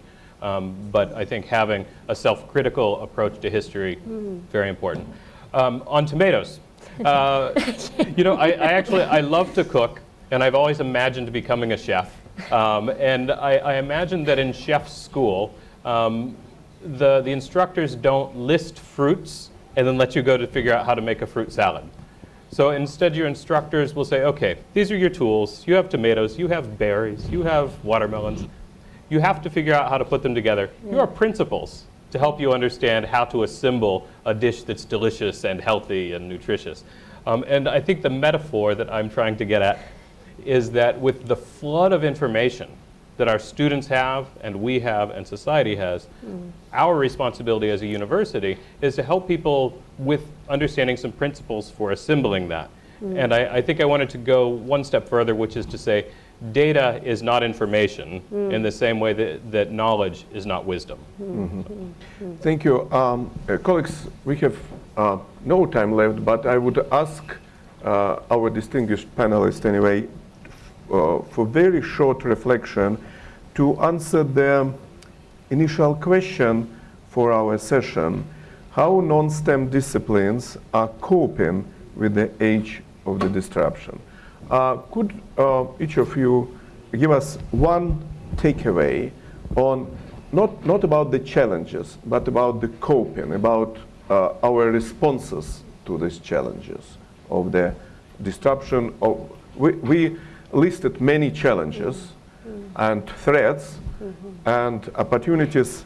Let's speak now very briefly about the practical conclusions for universities from these discussions. Just one for each. Who would like to start? I can start again. Doug? Sure. I would say that we are coping the same way we cope with everything, which is through reflection, self-doubt, and engagement, and that can only help. I would say that we're probably not coping as an academic community enough in terms of the threats that are out there, the things I mentioned in terms of cheating. We're not fast enough, we're not clever enough, we're not collaborative enough with our students. So I see that, although I'm an optimist by nature, I'm a bit pessimistic on this, and I think unless we work more deeply with students, the bad guys have got a chance of making headway, and we don't want that to happen. So I don't want to be complacent. I think we've got a lot of work to do. Thanks. I mean, I guess we're coping the way we always cope. We live in a muddled world. We've always lived in a muddled world. What the humanities and social sciences have to offer are ways of dealing with a difficult to understand world. And insofar as we keep providing answers of some kinds to that question, be they different ways of looking at it or differently packaged ways of looking at the same things we knew, we're doing our job, and we will continue to do our job until someone cuts our head off, and otherwise we do what we do. But sorry for nagging.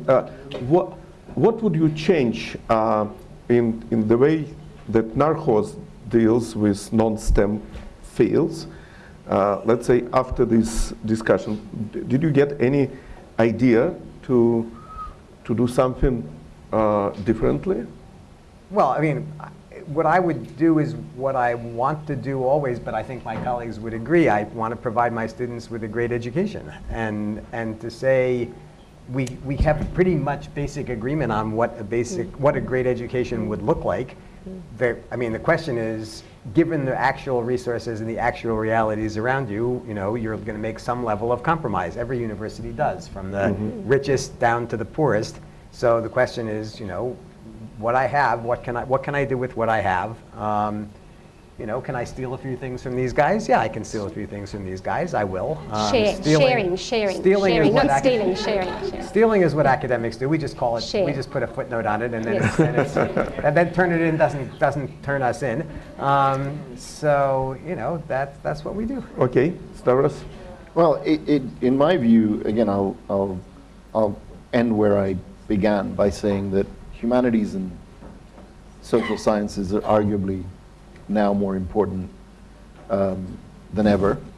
And I think the way to cope with disruption is to sort of keep emphasizing the elements that make them more important than ever, which is, at the end of the day, it's learning how to think, how to reason, learning how to communicate and write, so that you can convey your reasoning. So this basic competence. Learning how to learn, which is we talked about in the context of history. And then finally, and arguably the most important element is learning what makes human civilization tick. Because look, physics will be physics whether we're around or not. The laws of physics will be there. Whereas how we construct our civilizations, how we interact with each other is arguably the most profound question of all. And that's what the humanities and social sciences are trying to get at. Thank you. I just would like to make one comment on the specific challenges for, and thanks to our colleagues from Kyrgyz, they reminded me that our countries, post-Soviet countries, have specific and very strong challenge, especially in non-STEM areas. Because we are dealing not just with global disruption for our field. We are still dealing with very painful transition. We completed a big study, 25 years of higher education changes in post-Soviet countries. And what we found as a common problem, first, indeed, all these countries, by the way, including Russia, had a challenge to build their new statehood, new identity. And we see it in many aspects in using national languages, changes history, because I just want to remind you that 28 years ago, all 15 countries that were members of the Soviet Union, they had mandatory history course, but it was a history of Communist Party of the Soviet Union. So, and what happened in all countries, including Baltic countries and including Turkmenistan, the former teachers of the history of the Communist Party started to teach the history of these new states. Exactly, unfortunately, in most cases, exactly in the same way. So we, people from non-STEM fields, need probably even more reflection on these two great disruptions. One, the post-Soviet tradition, and one, this global cultural disruption. This is why this type of discussions that provide us reflection and thinking about challenges and prospects are extremely important, and I would like to thank the panelists and the audience.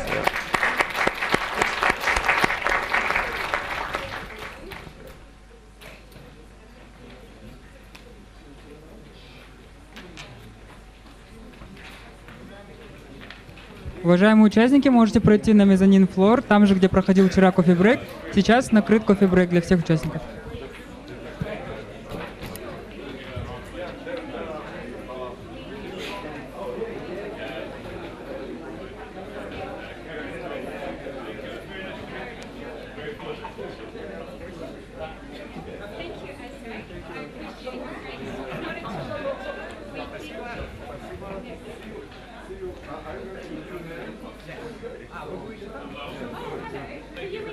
Really?